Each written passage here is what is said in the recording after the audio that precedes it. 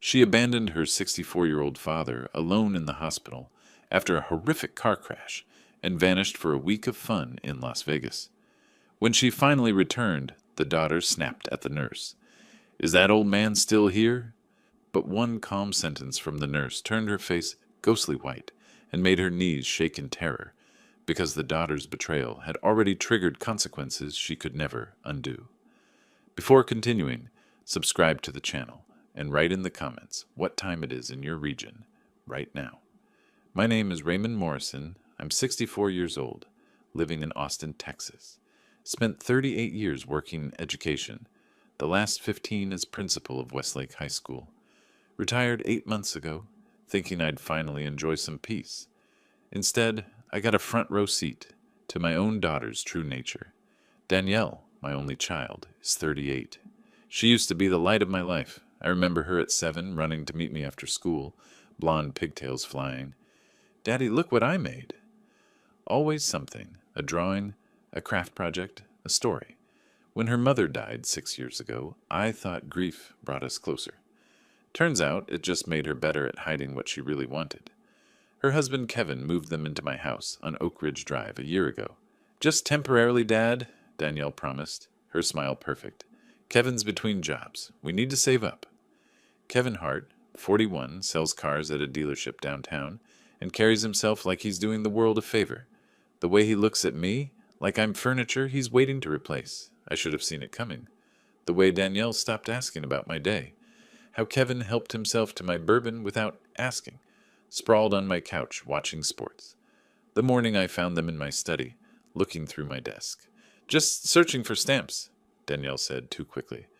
But the drawer they'd opened contained my financial documents.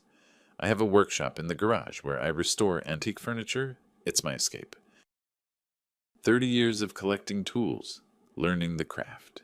Kevin once picked up my favorite chisel, a 1920s Stanley, and used it to open a paint can. When I objected, he laughed. "Relax, old man, it's just a screwdriver." That Wednesday morning started normal enough. I was heading to Home Depot for sandpaper, working on a Victorian writing desk. Pulled onto Interstate 35 around 10, windows down, radio playing, traffic was light. Then I saw the pickup truck weaving in my rearview mirror, crossing lanes erratically. I moved right, giving it space. Didn't matter. The impact came from nowhere. Explosion of metal and glass. My Toyota Camry spun like a carnival ride. I remember thinking, absurdly, that I'd never finish the desk's second drawer. Then darkness. I woke to voices, distant, echoing. My head felt like it had been split open. Everything hurt. I tried to open my eyes, but my eyelids weighed 1,000 pounds. "Mr. Morrison, can you hear me?" A woman's voice, professional and urgent. I couldn't respond, couldn't move. Trapped in my own body, aware but paralyzed. Other voices filtered through. "Severe head trauma, internal bleeding, critical condition." Then I heard her. Danielle, my daughter.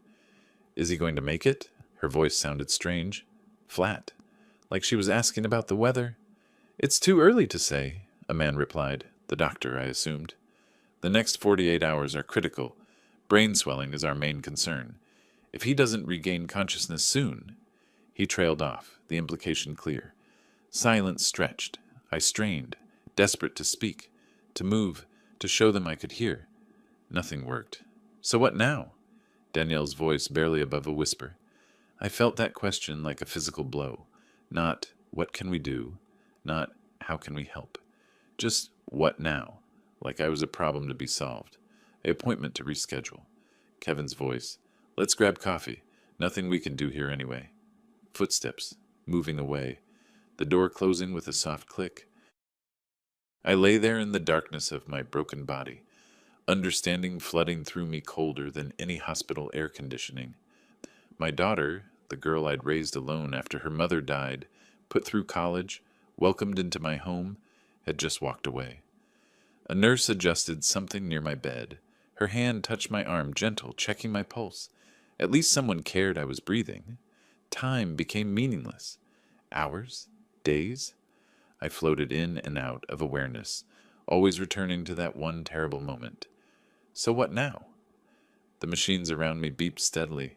My heart kept beating, and in the darkness behind my closed eyes, something else started beating too.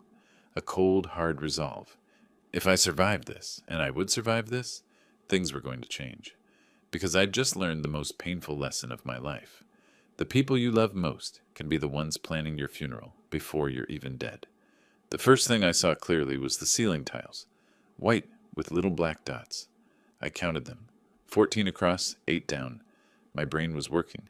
That felt like a victory. Mr. Morrison?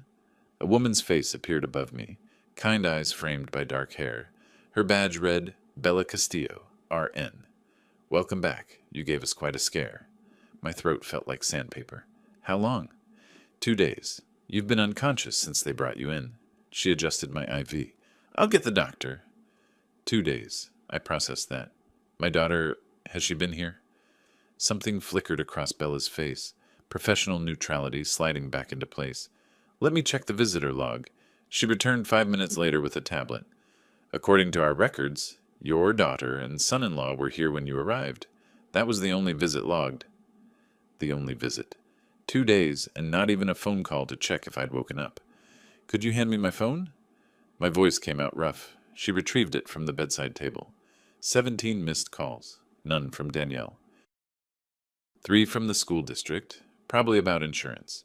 2 from my furniture supplier. Nothing from my daughter. I dialed her number. It rang once, then went to voicemail. Not dead battery.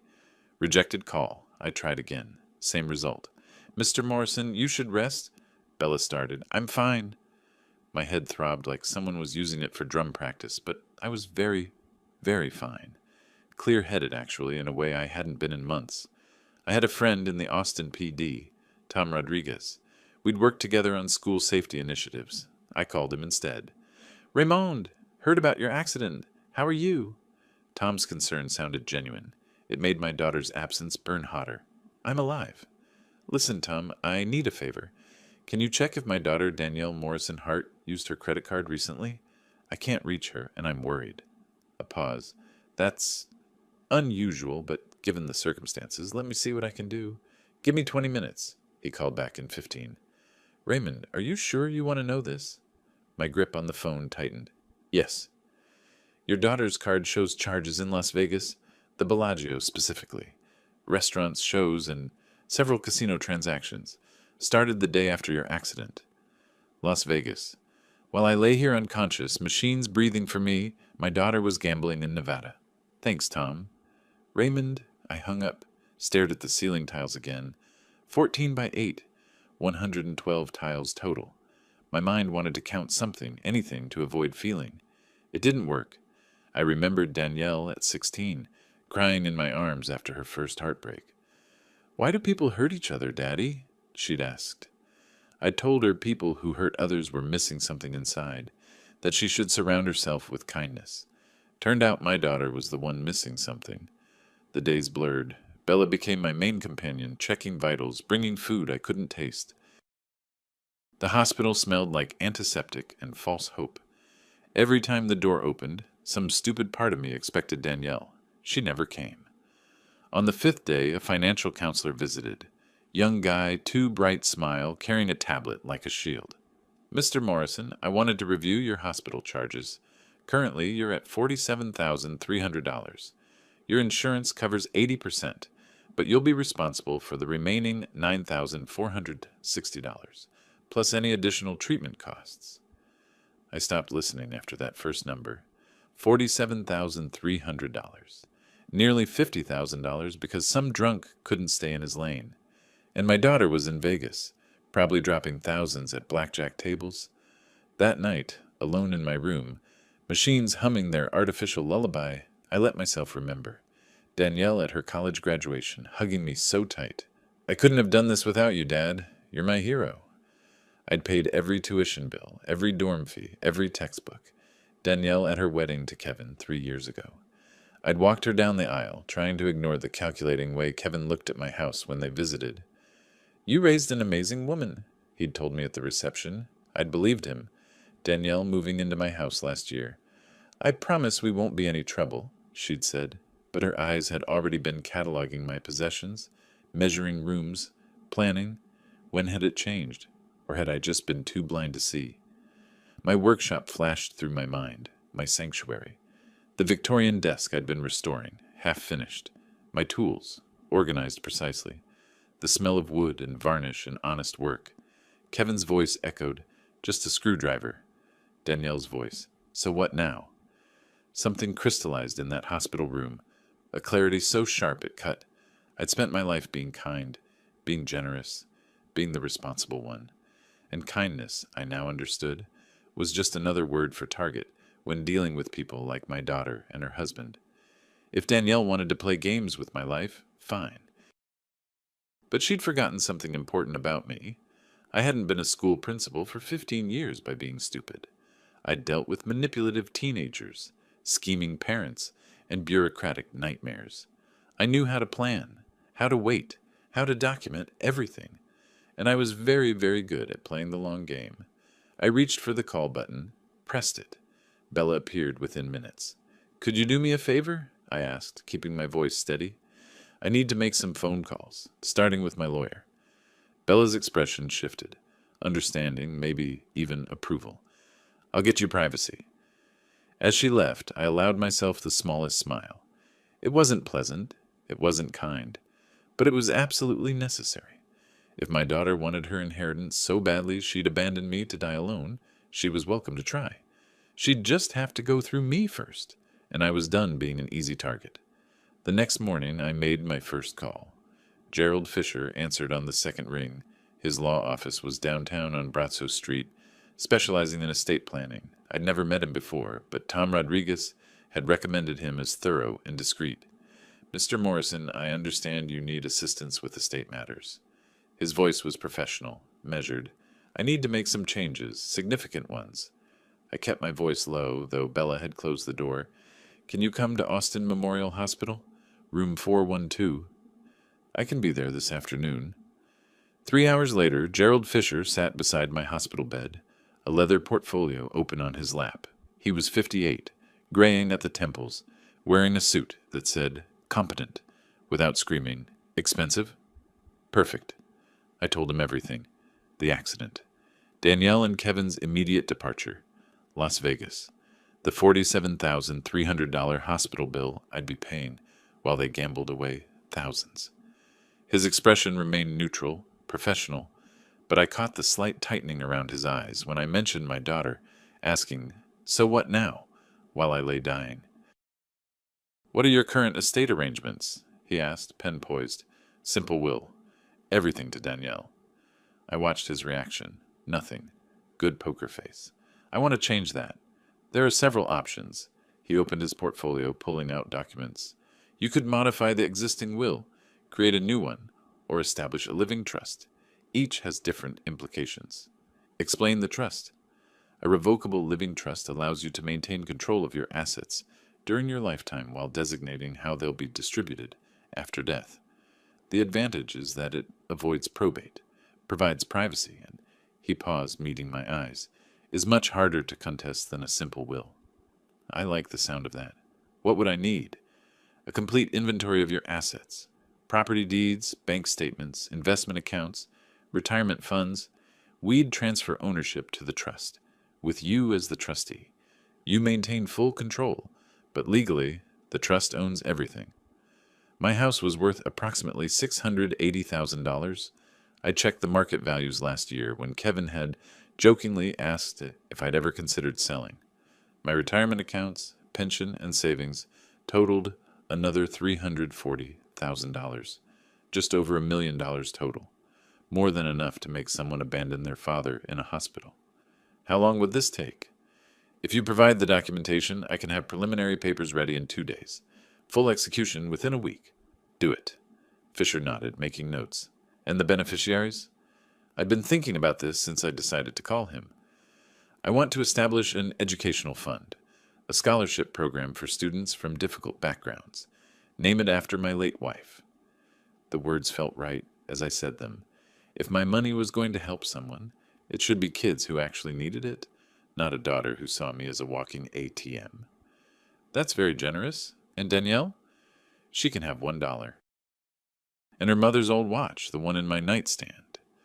The watch was worth maybe $50, sentimental value only, but it would make a point. Fisher didn't blink.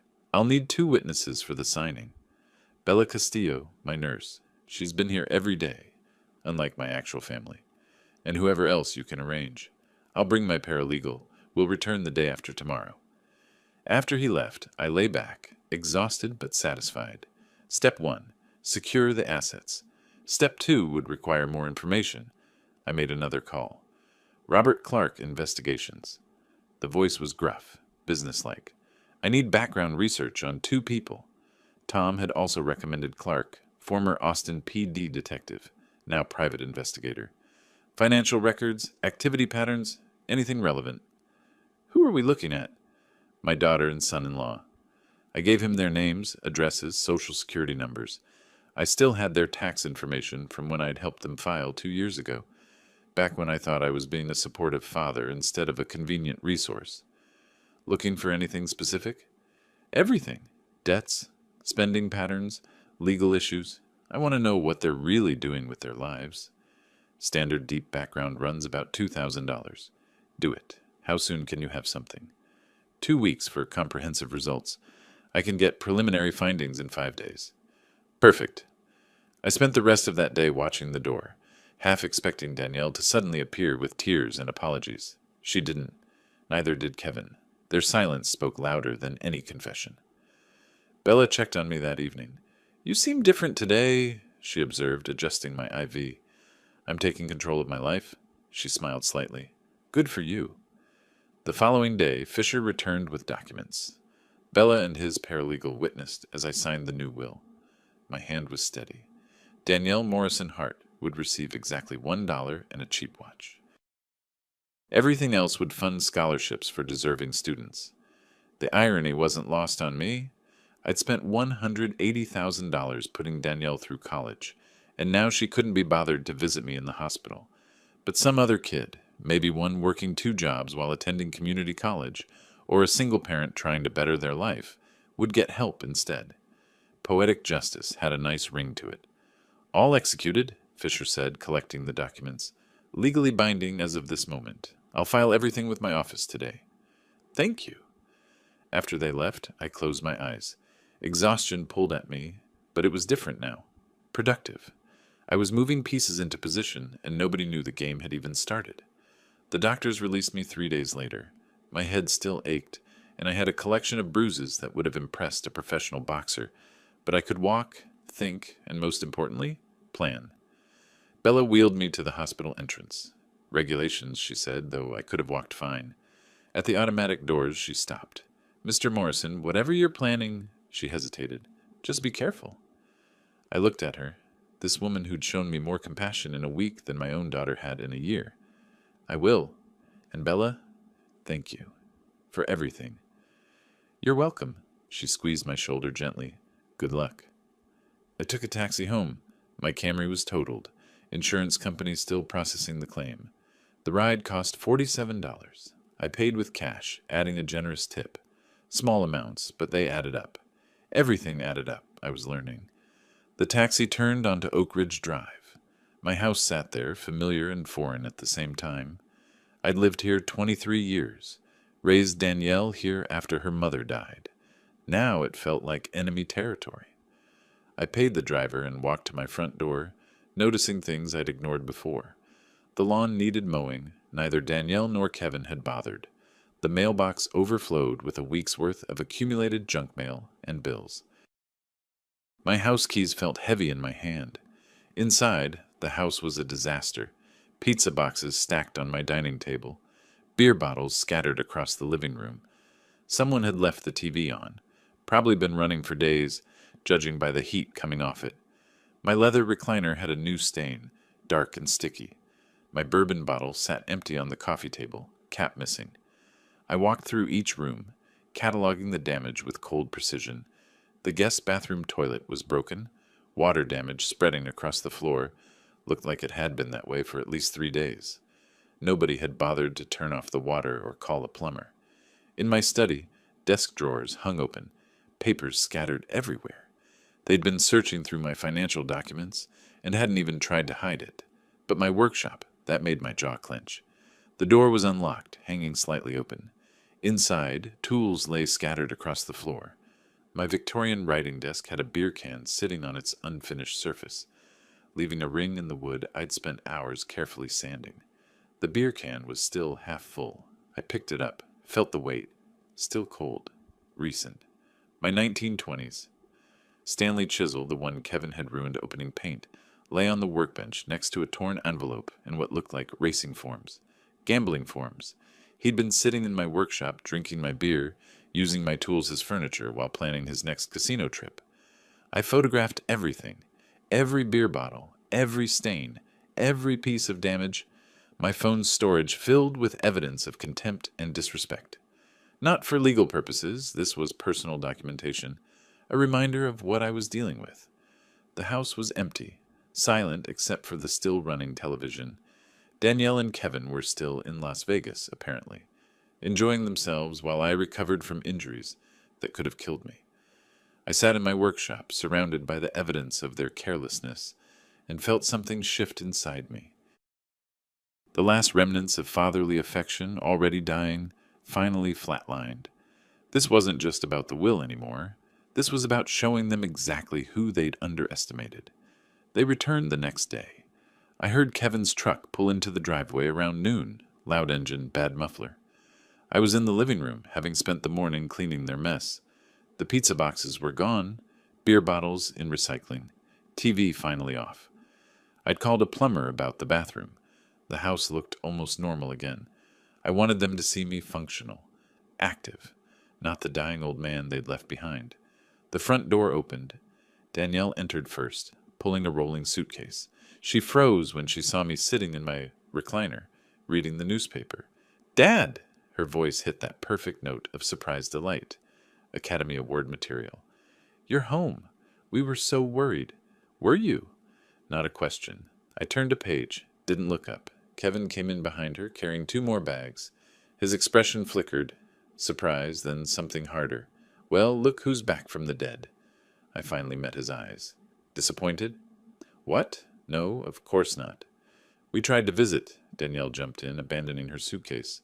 "But the hospital said you'd been discharged. We came straight from the airport. From Las Vegas." I folded the newspaper carefully, precisely. "The Bellagio, wasn't it? Nice place, I hear." Danielle's face went blank, just for a second, but I caught it. The calculation behind her eyes. "We needed a break," she said finally. "The stress of your accident." "Yes, I imagine watching me nearly die was very stressful. Must have needed those casino buffets to recover." Kevin dropped the bags. "Listen, old man. It's Raymond, or Mr. Morrison, if you prefer. Old man implies a certain level of respect we both know you don't have." His face reddened. Danielle put a hand on his arm, squeezed. A warning. "Dad, I know you're upset." She tried the soft approach, the one that used to work when she wanted something. "But we thought. The doctor said you might not wake up. We were devastated. We needed to clear our heads. By gambling away $12,400. I watched her face carefully. "That's quite a bit of head clearing." The color drained from her cheeks. "How do you—" "No?" I smiled. It felt sharp on my face, like my old chisel before Kevin dulled it. "I know a lot of things, Danielle. Amazing what you learn when you're lying in a hospital bed with nothing but time." They exchanged glances. Kevin's confusion, Danielle's growing alarm. "I'm going to unpack," Kevin said, grabbing the bags. He stomped upstairs, footsteps heavy and aggressive. Territorial, like a dog marking his space. In my house. Danielle sat on the couch across from me, leaning forward, trying for intimate. "Dad, whatever you heard, it's not what you think. Kevin had a work bonus. We decided to take a quick trip to decompress. The accident was so traumatic. For you. For all of us. Really? Because from where I was lying, unconscious and alone, it seemed pretty one-sided." Her expression cracked slightly, frustration bleeding through the caring daughter mask. "What do you want me to say?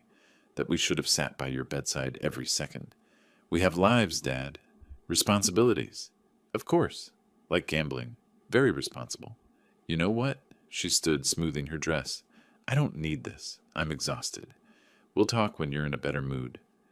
She went upstairs, too, leaving me alone again. I counted to 60. then walked quietly to the hallway. Their voices drifted down, thinking I couldn't hear. Knows about Vegas? Danielle hissed. So what? We took a vacation. Big deal. He knows the amount, Kevin. The exact amount. How is that even possible? I don't know, but he's different. Did you see his eyes? He's planning something. Planning what? He's a retired school principal. What's he gonna do? Give us detention? Don't underestimate him. He's smarter than you think. Silence. Then Kevin. When do you think when do you think he'll actually, I don't know. But we need to be patient. Careful. Patient? Danielle, we owe $87,000 to some very impatient people. We can't wait forever. $87,000? I'd suspected gambling debts, but hearing the number made it real. No wonder they were anxious for me to die. We just need to wait a little longer, Danielle said. Once we inherit the house and his accounts, we'll pay them off and have plenty left over. But if we push too hard now, if he changes his will or something... Could he do that? I mean, legally? I don't think so. He's old, just had a major accident. Any lawyer would question his mental state if he tried to change things now. Wrong, I thought. Already done, Danielle. 3 days ago, while you were losing thousands at blackjack. I backed away silently, returned to my recliner, opened my newspaper again, though the words swam meaningless on the page. They thought I was old, helpless, mentally compromised. Perfect. Over the next several days, I watched them with new eyes. The small tells I'd been too trusting to notice before suddenly obvious. How Danielle measured rooms when she thought I wasn't looking, probably calculating furniture placement for after I was gone. How Kevin opened my mail now, studying my bank statements before passing them to me. The real estate brochures they left casually on the kitchen counter. Just browsing, Danielle claimed, but all the listings were in the $650,000 to $750,000 range. My house's price bracket. They were shopping for buyers. For my home, while I still lived in it. The following Monday, I had my second meeting with Gerald Fisher at his office downtown. Danielle thought I was going to a follow-up medical appointment. I didn't correct her. Fisher's office was understated elegance, dark wood furniture, law books lining shelves, a view of the Texas state capitol. He gestured me to a leather chair. The will is executed and filed, he said. Now about the living trust you mentioned, I've drafted preliminary documents based on our discussion. You'd transfer the house and your major accounts into the trust, maintaining full control as trustee. Upon your death, the assets automatically fund the educational scholarship without probate. How difficult would this be to challenge? Extremely. Revocable living trusts are well-established legal instruments. Unless someone could prove you were mentally incompetent when you created it, and we have medical clearances showing otherwise, it's essentially bulletproof. Timeline? I need complete documentation of your assets. Deed to the house, titles to vehicles, bank account numbers, investment statements. Once I have everything, execution takes about a week. You'll have it all by Thursday. I spent that evening in my study, door locked, gathering every document. Property deed, bank statements, investment portfolios, my pension distribution plan, even the title to my old pickup truck, only worth $4,000, but it was mine. Through my study window, I saw Danielle and Kevin in the backyard. Danielle was on her phone, gesturing animatedly. Kevin paced, smoking a cigarette he thought I didn't know about. They were worried. Good. The next morning, I received a call from Robert Clark, the private investigator. I have preliminary findings on Danielle Morrison Hart and Kevin Hart, he said. Full report will take another week, but I thought you should know about some immediate concerns. Go ahead. Kevin Hart has significant gambling debts, $87,000 to various creditors, some of whom are, let's say, less than legitimate. He's been making minimum payments, but interest is accumulating. There's also a restraining order filed against him 2 years ago in Dallas. Ex-girlfriend, harassment charges. Dropped eventually, but it's on record. My grip on the phone tightened. This was the man living in my house, married to my daughter. And Danielle? She took out a home equity loan using your property address. $35,000. Forged your signature on the paperwork. The world stopped. Say that again. Your daughter forged your signature to take a loan against your house. The money went into a joint account with Kevin. They withdrew it within 48 hours. Fraud. My daughter had committed fraud. Against me. Mr. Morrison, are you there? Yes, continue. The loan company is legitimate. They didn't verify thoroughly. Happens more than you'd think with family members. You could report this. Press charges. No, not yet. Finish your full investigation first. I want to know everything. Understood. Full report in 10 days. After I hung up, I sat in my study for a long time. The morning sun streamed through windows, illuminating dust motes in the air. Outside, birds sang. Normal spring day in Austin, Texas, except my daughter was a criminal, and my son-in-law was being threatened by loan sharks, and they were living in my house, eating my food, waiting for me to die so they could inherit everything. I opened my desk drawer. Inside was a small voice recorder I'd bought years ago for recording school meetings. Battery still good. I tested it. Clear audio. That afternoon, I placed it in the living room, hidden behind my collection of old textbooks on the shelf. Danielle and Kevin never touched those books. They wouldn't know.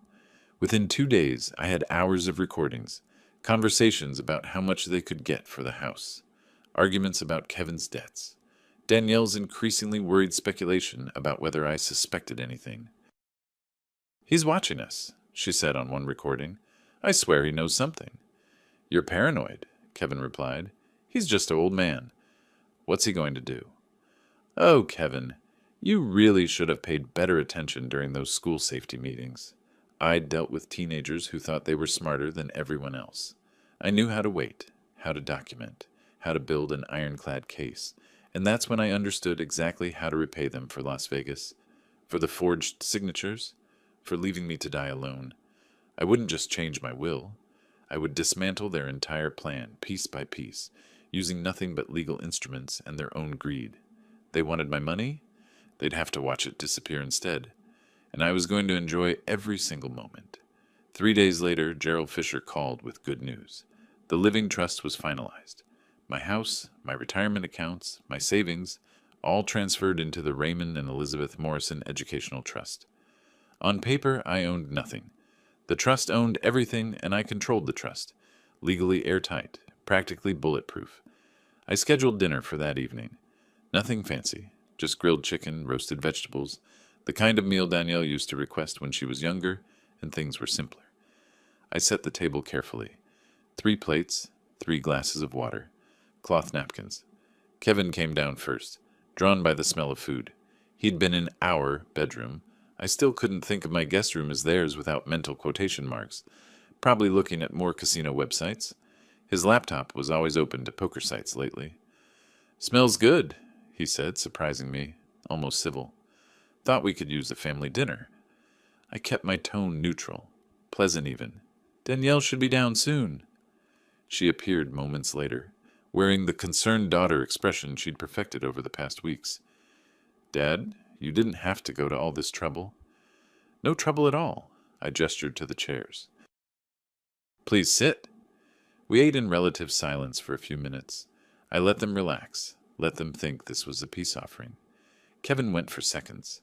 Danielle complimented the seasoning, almost like a real family dinner. Then I set down my fork. By the way, I said, voice conversational like I was mentioning the weather, I revised my will last week. Danielle's fork stopped halfway to her mouth. What? My will. I changed it. I took a sip of water, calm, steady. All my assets will now go to an educational trust fund, named after your mother, actually, the Elizabeth Morrison Educational Scholarship Fund. The color drained from Danielle's face like someone had pulled a plug. Her fork clattered onto her plate. Kevin looked between us, confusion clouding his features. Wait, what are you talking about? I'm talking about my estate, Kevin. My house, my retirement accounts, my savings, everything. It's all going to help students pay for college now. I smiled. Seemed appropriate, given my career in education. You can't do that. Danielle's voice came out hoarse. This is our family home. It's my home, I corrected gently.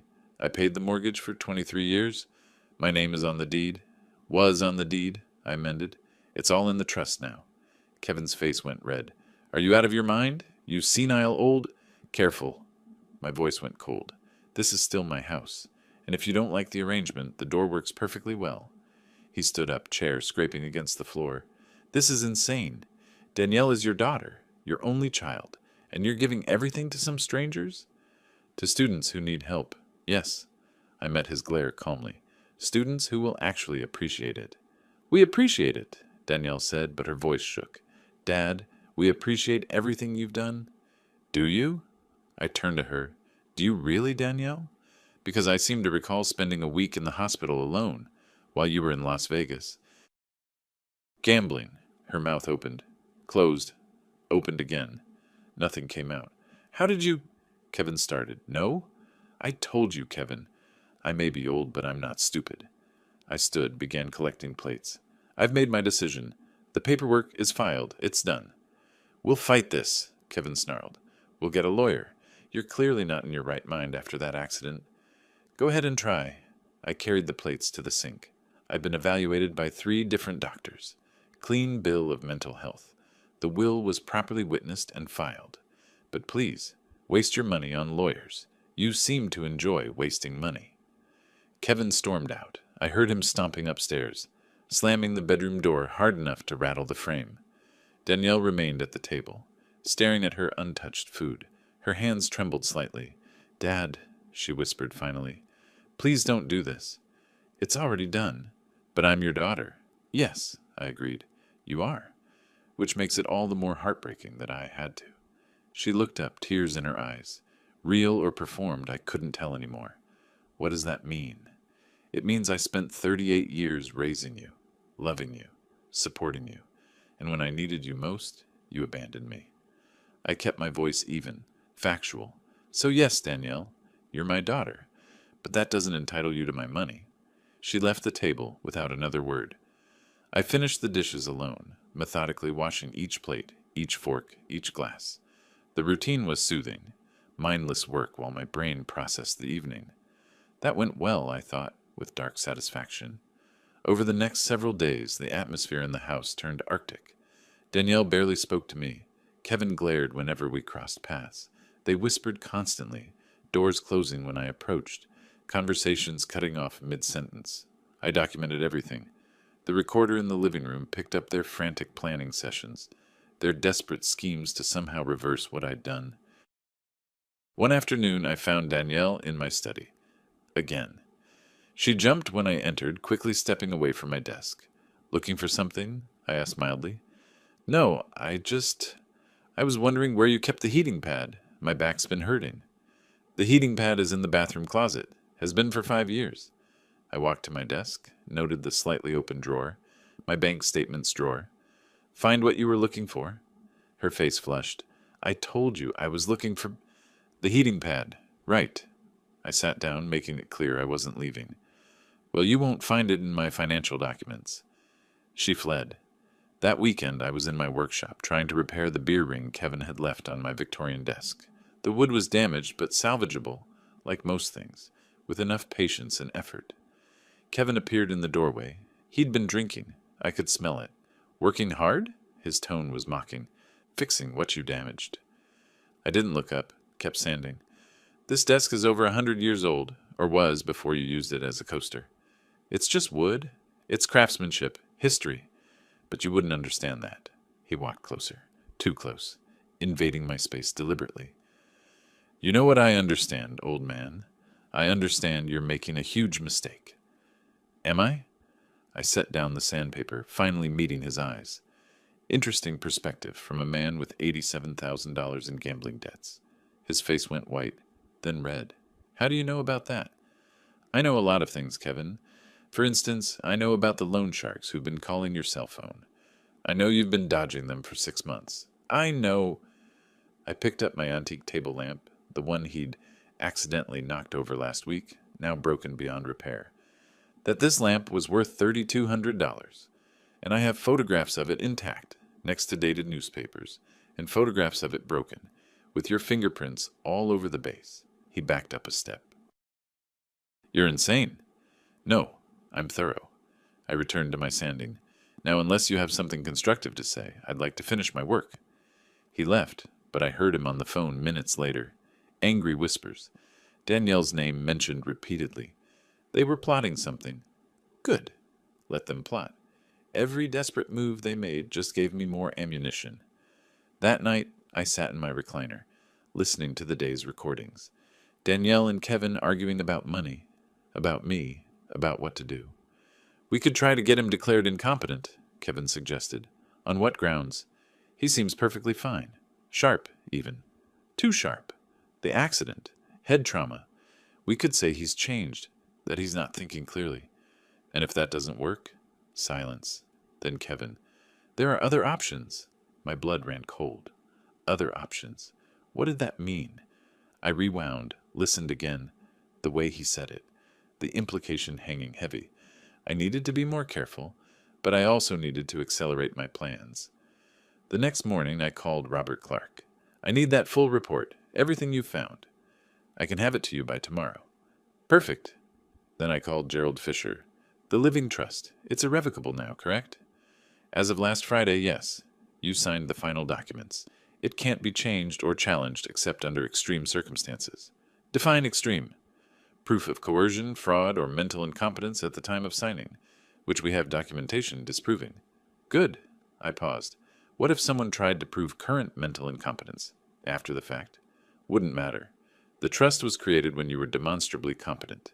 Even if something happened to your mental state now, the trust would stand. Excellent. Thank you, Gerald. I hung up, feeling slightly better. My plan was locked in. No matter what Danielle and Kevin tried, they couldn't undo what I'd already set in motion, but I wasn't done yet, not even close. I remember exactly when Danielle came back to the hospital. It was a week after my accident, when I was still recovering. She'd finally returned from Las Vegas, probably when the money ran out. I was dozing when I heard her voice in the hallway. Sharp, entitled. Is that old man still here? My eyes opened. Through my partially open door, I could see her at the nurse's station.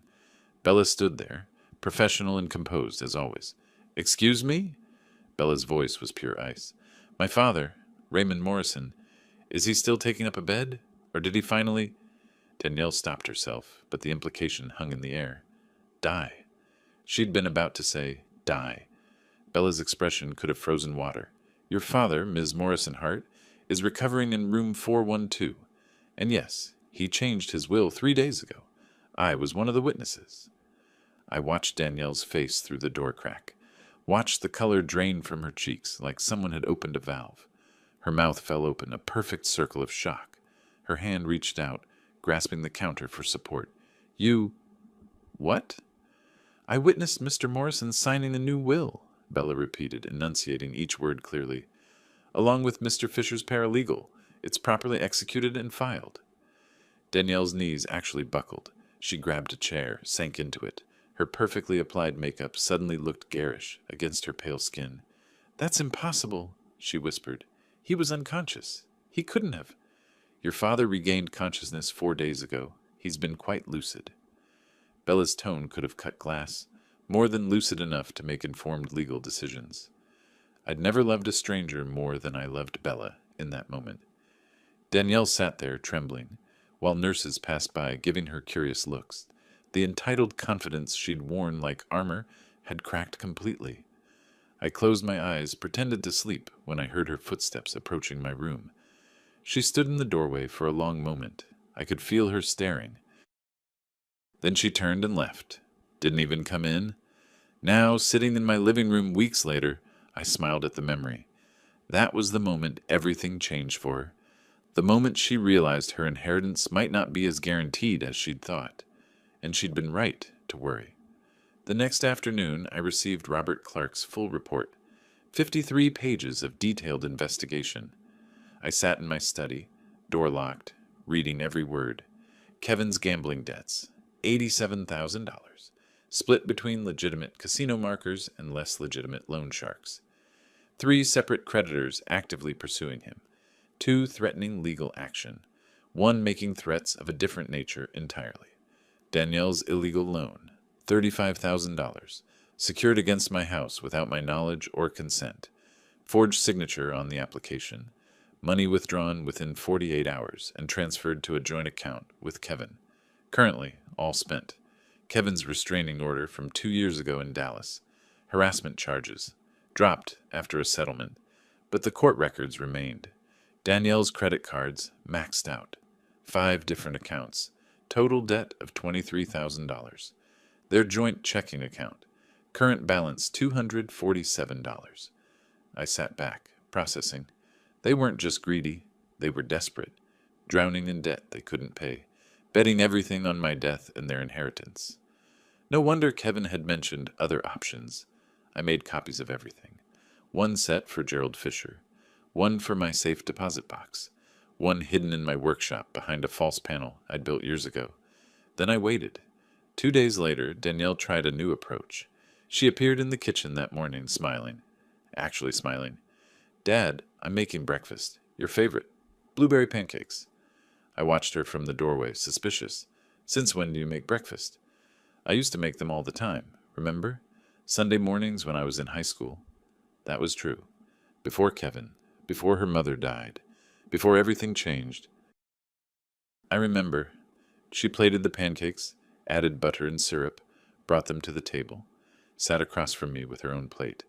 "Dad, I've been thinking." She pushed food around her plate. "I know I haven't been the best daughter lately. The accident scared me. I handled it badly. I'm sorry." The apology sounded almost genuine. "Almost. Okay," I said carefully. "I want to make things right between us. This tension in the house, it's not healthy. We're family." "We are. So maybe we could talk about this will situation. I understand you were upset, but perhaps we could find a compromise? You could keep most of it for the scholarship fund, but leave the house to me? It's my childhood home, after all." There it was, the real agenda. "The house is worth $680,000, I said. "You want me to give you nearly $700,000 while strangers get the rest?" "It's not about the money." "It's always about the money, Danielle." I set down my fork. "If it wasn't about money, you wouldn't have forged my signature to take out a $35,000 loan against this house." She froze, fork suspended in midair, pancakes forgotten. "I don't know what you're talking about." "Yes, you do." I pulled the report page from my pocket, unfolded it. "Home equity loan. Applied for 6 months ago. My signature on the application, except I never signed it. Money deposited into your joint account with Kevin. Money spent within a week." Her face went through a fascinating progression. Shock, to panic, to calculation, to defiance. "You can't prove that. I have the original application. I had a handwriting expert compare the signature to my actual signature. It's fraud, Danielle. A felony." She stood up, chair scraping. "You wouldn't." "Wouldn't what?" "Report my daughter for committing fraud against me." I stood too. "You're right. I haven't. Yet. But I have the evidence. All of it. And I'm keeping it. Dad, the trust is final. The will is executed. This house, everything I own, goes to help students who actually need it. That's not changing." Kevin appeared in the doorway, probably drawn by raised voices. "What's going on?" "Your wife committed felony fraud," I said calmly. "Using my house as collateral for a loan I never authorized. Anything to add?" His face cycled through the same progression Danielle's had. Shock, panic. Then anger won. "You have no proof." "I have all the proof." I looked at them both. Bank records, forged documents, expert analysis, recordings of you two discussing how to divide my assets after I die. Should I continue? Danielle made a choking sound. "Recordings?" Kevin's voice rose. "You've been recording us?" "In my own house. Perfectly legal in Texas. One-party consent state. I'm the party who consented." I smiled without warmth. "I have hours of material. My favorite part is when you discuss getting me declared incompetent. Very touching." They stared at me like I'd grown a second head. The helpless old man they'd been planning around had vanished, replaced by someone who'd outsmarted them at every turn. "Here's how this works," I continued. "You live here on my sufferance. You follow my rules.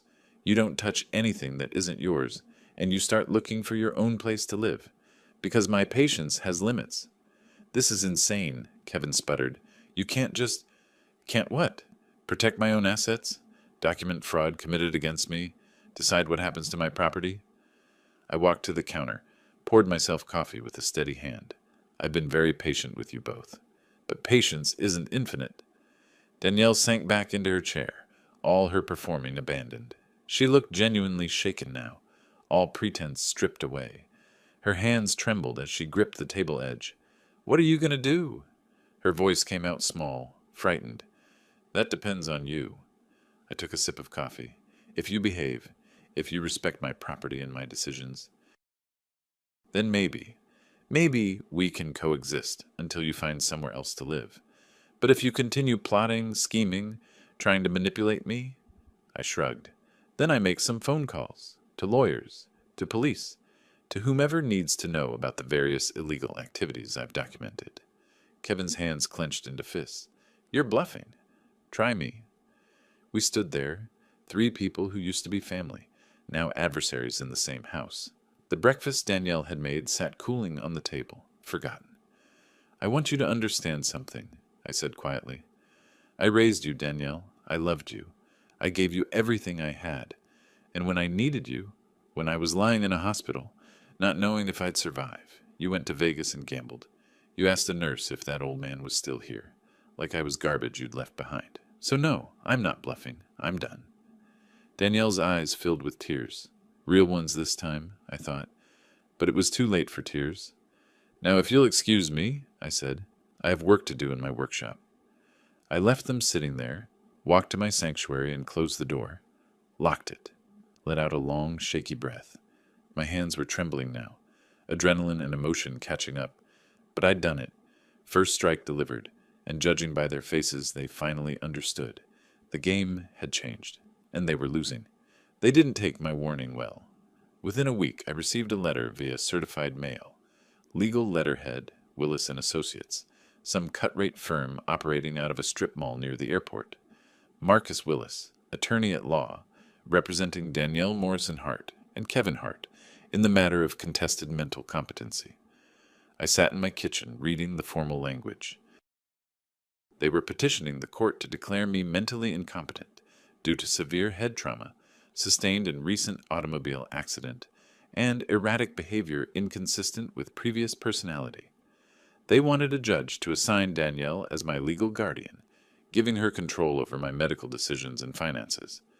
Gerald Fisher's voice was calm when I called him. "This is expected. Desperate move from desperate people. Can they win? Not a chance, but we'll need to respond properly. I'll arrange for psychiatric evaluations, 3 independent doctors, comprehensive assessments, document your mental acuity beyond any reasonable doubt." "How long will this take?" "Court date will be set within 3 weeks, probably. The evaluations can happen this week if you're available." "I'm available." That evening, Danielle and Kevin were unusually quiet at dinner. No arguments, no plotting I could hear. They ate quickly, disappeared upstairs. I found that more concerning than their usual scheming. The next morning I had my first psychiatric evaluation. Dr. Patricia Chen, mid-50s, no-nonsense demeanor, office filled with medical degrees and certifications. She spent 2 hours testing my memory, reasoning, emotional stability. "Mr. Morrison, can you count backward from 100 by sevens?" 100, 93, 86, 79, 72. "Shall I continue?" "That's sufficient." She made notes. "Can you explain the living trust you recently established?"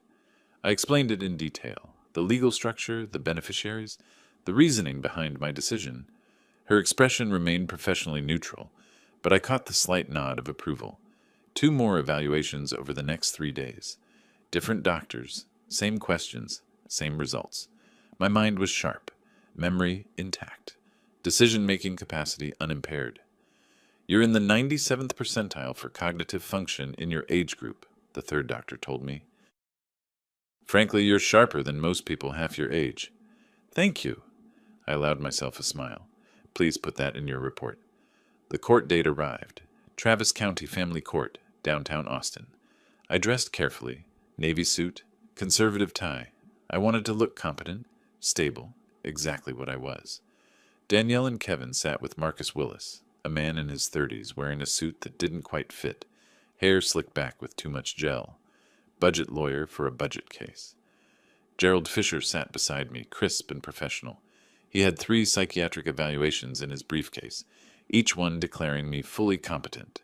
The judge, Honorable Patricia Rodriguez, mid-60s, Stern expression, reviewed the paperwork. Mr. Willis, you're petitioning to have Raymond Morrison declared incompetent? Yes, Your Honor. My clients believe Mr. Morrison suffered severe cognitive damage in his recent accident. His behavior has been erratic, his decisions questionable. I have 3 independent psychiatric evaluations here that say otherwise. Judge Rodriguez held up the reports, all conducted within the past week. All conclude Mr. Morrison is fully competent, with exceptional cognitive function for his age. Willis shifted uncomfortably. Your Honor, those evaluations could be... Are you suggesting 3 board-certified psychiatrists falsified their assessments? No, Your Honor, but... Mr. Morrison. The judge looked at me directly. Can you explain why you changed your will? I stood. Your Honor, my daughter and her husband have been living in my house for a year. During that time, I have observed concerning behavior. When I was hospitalized after my accident, they left me alone and went to Las Vegas. They've discussed selling my house and dividing my assets while I'm still alive. My daughter forged my signature on a home equity loan. I have documentation of all of this. The judge's eyebrows rose. You have evidence of forgery? Yes, Your Honor. Complete documentation. She turned to Danielle. Ms. Morrison-Hart, did you take out a loan using your father's property as collateral? Danielle stood slowly. Her face was pale. Your Honor, there was a misunderstanding. A yes or no question, please. Yes. But my father knew... Did you forge his signature? Silence. Danielle looked at Kevin, at Willis, back at the judge. I thought he wouldn't mind. That's not an answer. Judge Rodriguez's voice could have frozen lava. Mr. Morrison, do you wish to press charges for this forgery? I paused. Let the silence stretch. Watched Danielle's face go from pale to gray. Finally, not at this time, Your Honor, but I reserve that right. Wise. The judge made notes. Mr. Willis, I'm denying your petition. The evidence overwhelmingly supports Mr. Morrison's mental competency. Furthermore, I'm troubled by allegations of financial fraud committed by your clients. This case is dismissed. The gavel came down, sharp, final. Willis gathered his papers quickly, whispering furiously to Danielle and Kevin. They left without looking at me. Gerald shook my hand. Well done. They won't try that angle again. No, I agreed. Now they'll try something else. I was right. That evening I was in my workshop when Kevin appeared. He'd been drinking. I could smell it from the doorway. His eyes were red, jaw clenched tight. Think you're real clever, don't you? His words slurred slightly. I set down my wood plane. Kevin, you've been drinking. You should go sleep it off. Don't tell me what to do in my own house. This isn't your house. Never has been. He stepped closer, too close, invading my space deliberately, using his size to intimidate. He was bigger than me, younger, and clearly angry enough to be dangerous. Listen to me, old man. His voice dropped to a snarl. You're going to sign over this house to Danielle. You're going to change that trust back. Or you're going to regret it. Is that a threat? It's a promise. He poked my chest with one finger, hard. You think you can just cut us out? After everything we've done? We've taken care of you. You've lived rent-free in my house, eating my food, running up my utilities. That's not taking care of me. That's parasitism. His face went dark red. You ungrateful. Choose your next words carefully, Kevin. I kept my voice steady despite my racing heart, because I'm recording this entire conversation. That stopped him. His eyes darted around the workshop, looking for the recorder. It's voice-activated, I lied smoothly. Hidden. You'll never find it. And right now, you're on tape threatening me. In Texas, that's assault. Add it to the forgery, the fraud, the gambling debts you've hidden. How do you think that looks? He backed up a step, uncertainty replacing anger. Get out of my workshop, I said quietly. And Kevin, if you ever threaten me again, I won't just record it. I'll have you arrested. He left. I heard him stomping up the stairs, slamming doors. I sat down heavily on my work stool. My hands were shaking. That had been dangerous, more dangerous than I'd let on. Kevin was desperate, and desperate people did unpredictable things. I pulled out my phone, started a text to Tom Rodriguez at the Austin PD. Stopped. Not yet. Not unless things escalated further. But I did make one call. Gerald, I need to know something. If I wanted to evict Danielle and Kevin from my house, what's the legal process? Under Texas law, you'd need to serve them with a 30-day notice. After 30 days, if they haven't left, you can file for formal eviction through the courts, even though they're family. Even though they're family. They have no ownership claim to the property, correct? Correct. The house is in the trust. Then you have every legal right to ask them to leave. Thank you, Gerald. I'll be in touch. I hung up, sat in the quiet workshop. 30 days. I could give them 30 days to find somewhere else to ruin. The next morning, I found my study door ajar. I always locked it. Always. Inside, my desk had been ransacked. Drawers pulled out, papers scattered. They'd been looking for something, probably the trust documents, maybe the recordings I'd mentioned. They wouldn't find anything. The important documents were in Gerald's office in my safe deposit box. The recordings were backed up to the cloud. But this was escalation. Breaking into my study, rifling through my private papers. Criminal behavior in their desperation. I photographed everything before cleaning up. More documentation, more evidence. That afternoon, I found Danielle in the kitchen. She looked exhausted, dark circles under her eyes. Her hands shook as she poured coffee. "We need to talk," she said without preamble. "I'm listening." "This has gone too far, Dad. The court case, the accusations, Kevin's behavior, it's tearing everyone apart. Kevin threatened me last night. In my own workshop." She closed her eyes. "I know. He told me. He was drunk. He didn't mean... He meant every word, and you know it. Dad, please." She set down her coffee, faced me directly. "What if we compromise? We'll move out. Find our own place. Just don't cut us off completely. Leave us something. Anything. I left you something. $1 and your mother's watch." "That's cruel?" "No, Danielle. Cruel is abandoning your father in a hospital. Cruel is forging his signature for money. Cruel is threatening him when he won't give you what you want." I kept my voice level. "I'm not being cruel. I'm being just." Her expression hardened. The brief vulnerability vanished, replaced by something colder. "You're going to regret this." "Is that another threat?" "Because I'm keeping count." She grabbed her coffee and walked away. That evening I drafted 2 letters, both official, both necessary. I'd given them chances. They'd responded with threats and burglary.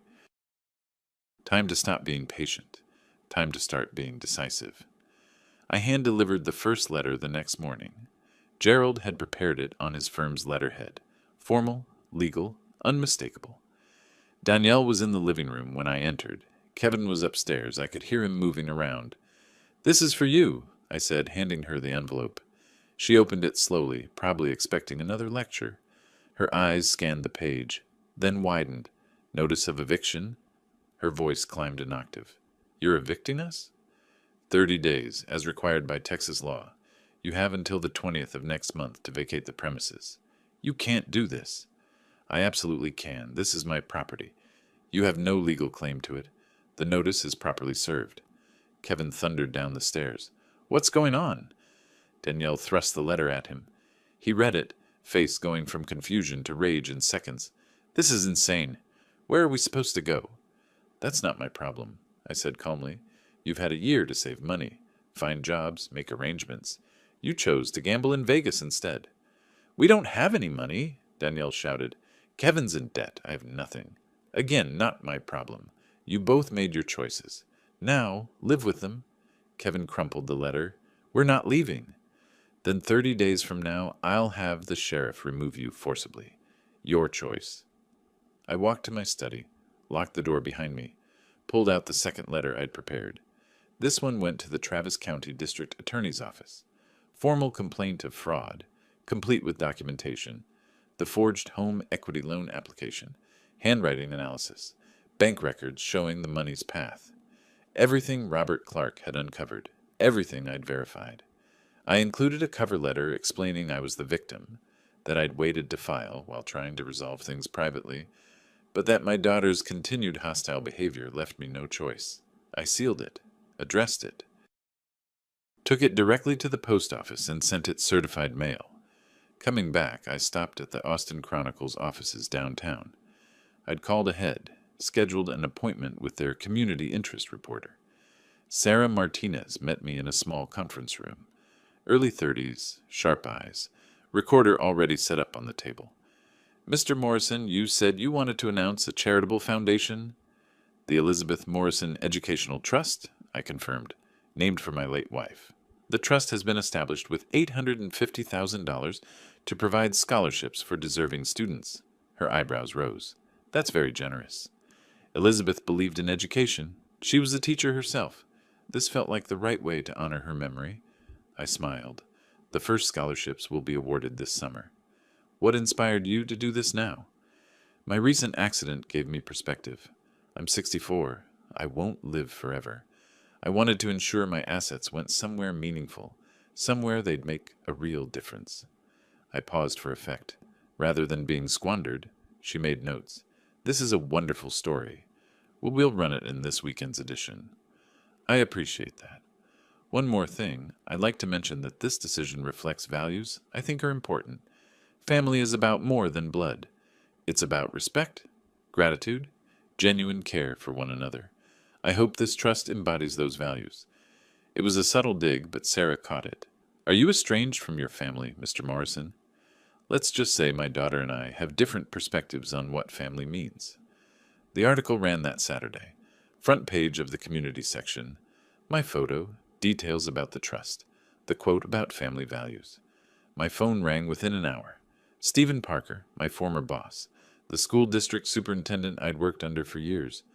Raymond, I saw the article in the Chronicle. This is incredible. Thank you, Stephen.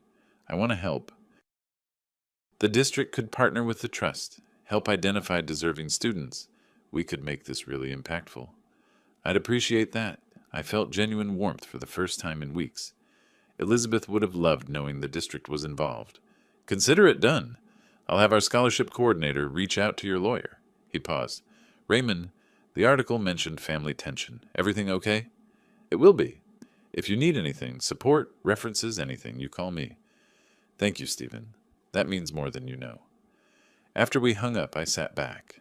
The community reaction was already positive. Former students posting on social media about how much I'd helped them. Teachers I'd worked with sharing the article. The foundation was real now, public, supported. Danielle and Kevin couldn't touch it. Monday morning brought the court hearing.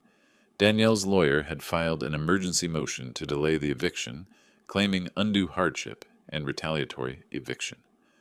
Judge Rodriguez, same judge from the competency hearing, was not impressed. Mr. Willis, your clients have lived rent-free in Mr. Morrison's home for over a year. They've had ample time to make other arrangements. Your Honor, they have no resources. Because they gambled away $12,000 in Las Vegas while Mr. Morrison was hospitalized. The judge interrupted. I read the case file. The eviction stands. 30 days. Gerald sat beside me, quietly victorious. Across the aisle, Marcus Willis looked defeated. Danielle stared at the table. Kevin glared at me with pure hatred. Furthermore, Judge Rodriguez continued, I'm ordering Ms. Morrison Hart and Mr. Hart to have no contact with Mr. Morrison except regarding the move-out logistics. Any threats, any harassment, any attempts at coercion will result in restraining orders. The gavel came down. We filed out. In the hallway, Kevin started toward me, but Willis grabbed his arm. Don't. You'll make it worse. Smart lawyer. Pity they hadn't hired him sooner. That evening, I was preparing dinner when my phone rang. Tom Rodriguez from the police department. Raymond, I got a call from the DA's office. They're reviewing a fraud complaint you filed. Yes. My daughter forged my signature on a loan application. They're taking it seriously. Fraud Division will be contacting you for a formal statement. Just wanted to give you a heads up. I appreciate it, Tom. This is rough, Raymond. I'm sorry you're going through this. Me too, but it's necessary. I know. Just be careful. Family cases can get messy. I'm documenting everything. Good man. The next few days were quiet. Too quiet. Danielle and Kevin moved through the house like ghosts, avoiding me, whispering when they thought I couldn't hear. I found evidence they were packing. Boxes in their room. Suitcases pulled from the closet. Good. They were actually leaving. But something felt wrong. The silence was too heavy. Their glances too calculated. I increased my vigilance, checked my workshop locks twice daily, kept my important documents with me, slept with my bedroom door locked. On the 10th day after the eviction notice, I woke to sounds downstairs. 3 in the morning, footsteps, rustling. I grabbed my phone, crept to the stairs, looked down. Kevin was in my workshop, loading my antique furniture into boxes. The Victorian desk I'd spent months restoring, my collection of vintage tools, the mission-style bookshelf worth nearly $8,000. He was stealing my things. I called 911, kept my voice low. There's a burglary in progress at 2847 Oak Ridge Drive. Sir, are you safe? I'm upstairs. The burglar is my son-in-law. He lives here, but he's stealing my property. Officers are on the way. Stay where you are. I stayed on the line, watching Kevin load his truck. Danielle appeared, helping him. They worked quickly, efficiently. They'd planned this. The police arrived within 10 minutes. Lights flashing, no sirens.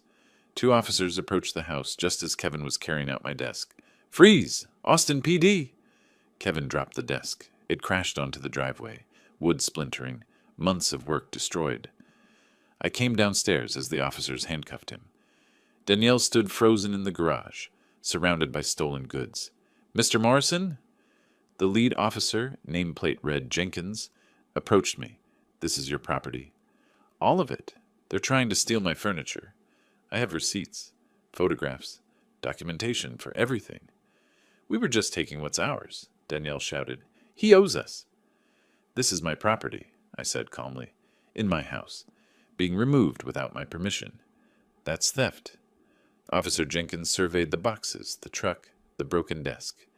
Mr. Hart, Miss Morrison Hart, you're both under arrest for theft and burglary. As they read them their rights, I photographed everything. The stolen items, the broken desk, their faces as reality crashed down. Kevin was loaded into one police car, Danielle into another. Before they drove away, she looked at me through the window. Not angry now. Scared. Good. She should be scared. I'd shown them patience, offered them chances, given them warnings. They'd responded with fraud, threats, and theft. Now they'd learn what consequences actually meant. Kevin was released on bail the next morning. Danielle 2 hours later. They returned to the house silent, subdued. Their lawyer had made it clear. They were facing serious charges. Theft, burglary, criminal trespass. Combined with the pending fraud investigation, Kevin was looking at potential jail time. They barely looked at me as they moved through the house. The fight had gone out of them. Kevin's swagger, Danielle's manipulative charm, both vanished, replaced by the hollow-eyed reality of people who'd gambled everything and lost. 3 days passed, quiet, tense days. They packed methodically, sorting through their belongings. The 30-day eviction deadline was approaching. Then on the evening of the 25th day, Danielle knocked on my workshop door. Come in. I didn't look up from the chair I was sanding. A replacement project. Since my Victorian desk was destroyed, she entered slowly. I'd never seen her look like this. Makeup-free, hair pulled back, wearing old jeans and a sweatshirt. She looked young, vulnerable, almost like the daughter I used to know. Dad, her voice cracked. Can we talk? I set down my sandpaper. I'm listening. She sat on my work stool, hands clasped in her lap. I want to apologize. Really apologize, not the fake ones I've been giving you. I waited. When Mom died, I was angry. Angry at the world, at fate, at everything. You were there, being strong, holding it together, and I resented you for it. Tears started down her cheeks. I married Kevin because he made me feel in control of something. But he wasn't what I needed. We were both broken, and we just broke each other more. Danielle, please let me finish. She wiped her eyes. When you had the accident, when they said you might not make it, I panicked. Not because I'd lose you. Yes, that too. But because I'd been counting on your money to fix our mistakes. Kevin's debts, my credit cards, all of it. I thought if you died, the insurance, the house, everything would solve our problems. She looked at me directly. I'm not asking for forgiveness. I don't deserve it. I just want you to know that I understand now. What I did was unforgivable. You almost died, and I was in Vegas gambling. You needed me, and I wasn't there. Not because I didn't love you, but because I'd let greed and desperation turn me into someone I don't recognize. I studied her face, looking for the manipulation, the angle, the performance, but all I saw was exhaustion and genuine regret. "What do you want from me, Danielle?" "Nothing. I don't expect anything. Kevin and I are moving out tomorrow. We found a cheap apartment across town. He's going to rehab for the gambling. I'm getting a job, trying to actually stand on my own feet for once." She stood. "I just wanted to say I'm sorry, and that I hope someday, maybe, you won't hate me." "I don't hate you," I said quietly. "I'm disappointed, heartbroken, but I don't hate you." She nodded, tears flowing freely now. "That's more than I deserve." She turned to leave, paused at the door. "The trust fund, the scholarship in Mom's name. She would have loved that. You honored her better than I ever did." Then she was gone. I sat alone in my workshop, feeling complicated. Not forgiveness, exactly, but maybe the first small step toward understanding. The next day they moved out. Kevin didn't say goodbye, just loaded their belongings into a rental truck and drove away. Danielle gave me one last look from the passenger seat, something between regret and relief. Then they were gone. The house felt enormous, empty. Mine again. I walked through each room, reclaiming my space. No more beer bottles. No more gambling sites left open on laptops. No more whispered plots. Just silence and peace. Robert Clark called that afternoon with his final report. "Thought you'd want to know. Kevin Hart filed for bankruptcy yesterday. His creditors are pursuing him, but there's nothing to collect. He's functionally broke." "And Danielle?" "Her credit's destroyed. The fraud investigation is ongoing. The DA's deciding whether to press charges. She'll likely face restitution requirements at minimum." "Thank you, Robert. Send me your final invoice." "Already did. It's been an interesting case." "That's one word for it." I spent the evening in my workshop, finally able to work without tension, without watching over my shoulder. I pulled out a piece of oak I'd been saving. Beautiful grain, perfect for a new project. A rocking chair, something Elizabeth had always wanted me to make. As I sketched the design, my phone rang. Gerald Fisher.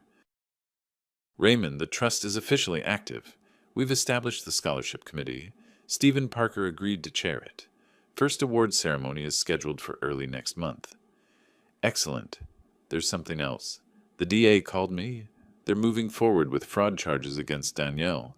Given the evidence, she'll likely plead guilty in exchange for probation and restitution." "How much restitution?" "Full amount of the loan, $35,000 plus legal fees. She'll be paying it back for years." I absorbed that. Justice, but not cruelty. She'd face consequences, but not prison. Fair, given everything. "Thank you for everything, Gerald. You've been invaluable." "Just doing my job. Though I have to say, Raymond, you've handled this with remarkable composure. Most people in your situation would have fallen apart.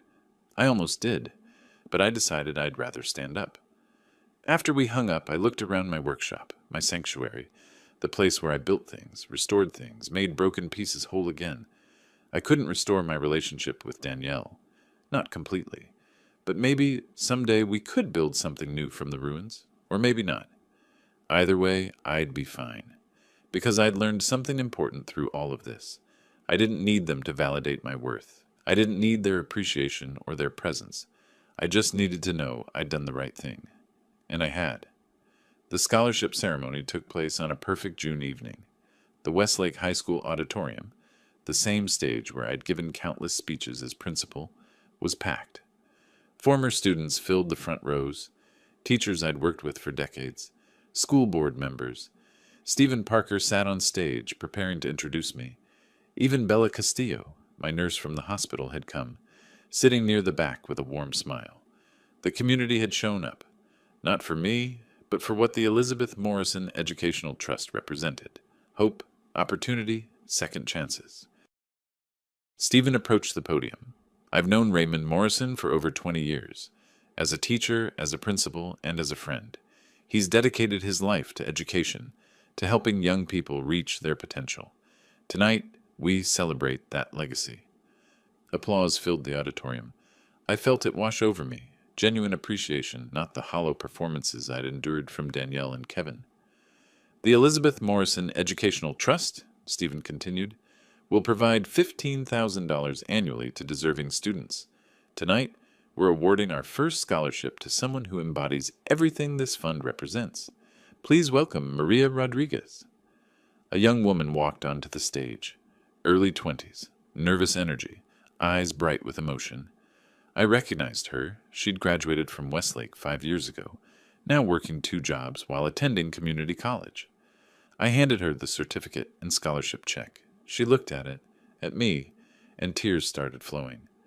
Mr. Morrison, I don't know what to say. I've been taking 1 class per semester because it's all I can afford. With this, I can go full time. I can actually finish my degree. Your mother works 3 jobs to support your family, I said. You work 2 while going to school. That's exactly the kind of determination this scholarship was created to honor. She hugged me, surprising us both. The audience erupted in applause. After the ceremony, people lined up to shake my hand. Former students telling me how I'd influenced their lives. Teachers thanking me for my leadership. Parents expressing gratitude. This was what mattered. Not inheritance or wealth or family obligation. Impact. Legacy. Making a difference that outlasted your own life. I drove home that night feeling lighter than I had in months, maybe years. The next morning I found a letter in my mailbox. Handwritten envelope. Postmarked from Arizona. No return address, but I recognized Danielle's handwriting. I stood on my porch, holding the letter. Part of me wanted to throw it away unopened, but curiosity won. Inside, 2 pages. Her handwriting, careful and measured. Dad, I'm in Tucson now. Kevin and I separated. He's in rehab in Dallas. I'm working as a waitress, sharing an apartment with 2 roommates. It's humbling, but necessary. I saw the article about the scholarship ceremony online. Maria Rodriguez deserved that scholarship. The article mentioned you raised $850,000 for the trust. I calculated that's basically everything you had.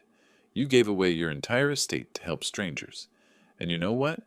I'm not angry about it anymore. I'm ashamed that I ever was. I'm not asking for money. I'm not asking for anything except, maybe, eventually, a chance to prove I can be better than I was. I'm going to therapy, dealing with a lot of issues I should have faced years ago. Learning that I can't blame my problems on Mom's death, or Kevin's influence, or anything else. I made my choices. I don't expect forgiveness. But I wanted you to know I'm trying to become someone you might be proud of, someday. Your daughter, Danielle P.S. The watch you left me in the will? I'm wearing it. Not because it's worth anything, but because it was Mom's. I look at it and remember who I used to be, who I want to be again. I read it twice, then folded it carefully and put it in my desk drawer. No response. Not yet. Maybe not ever.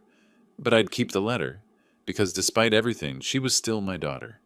And maybe, just maybe, this was her first real step toward becoming someone worth knowing. Time would tell. The following week, I was back in my workshop, working on Elizabeth's rocking chair. The oak was responding beautifully, grain patterns emerging as I shaped each piece. My phone buzzed. Text from Tom Rodriguez. Heard about the scholarship ceremony. Elizabeth would be proud. So am I. Another text from Stephen Parker. Applications for next year's scholarship already coming in. This is going to be huge, Raymond. And one from Bella. Thank you for inviting me to the ceremony. It was beautiful. You're doing good work. I set down my tools, looked around my workshop, my sanctuary, my space. The house was quiet, but not lonely. Peaceful, not empty. I'd spent a year living with people who saw me as a means to an end, a bank account with a pulse.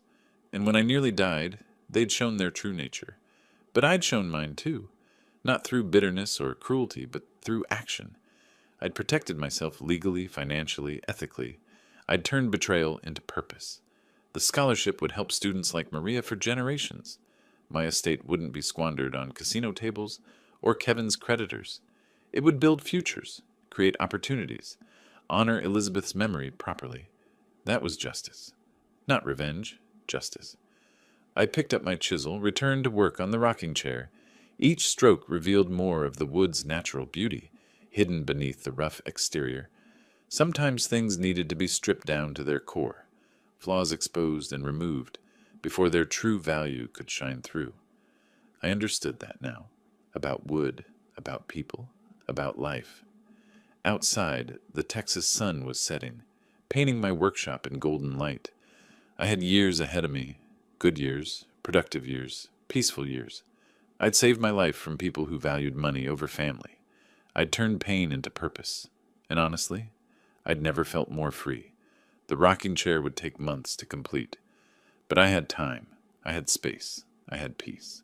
And I had the satisfaction of knowing that when my daughter looked at her mother's watch, maybe, just maybe, she'd remember what integrity looked like. That was enough. More than enough.